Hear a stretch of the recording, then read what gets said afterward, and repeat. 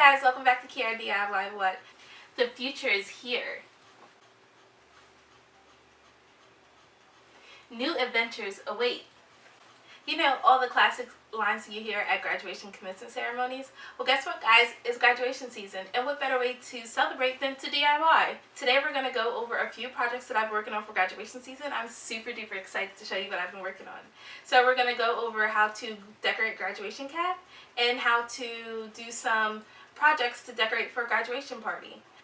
And just so you know, all of the materials that I will use are down in the description box, so don't worry about missing out on any of the materials because I'll list them down below for you guys. So let's not wait any longer, guys. Let's DIY.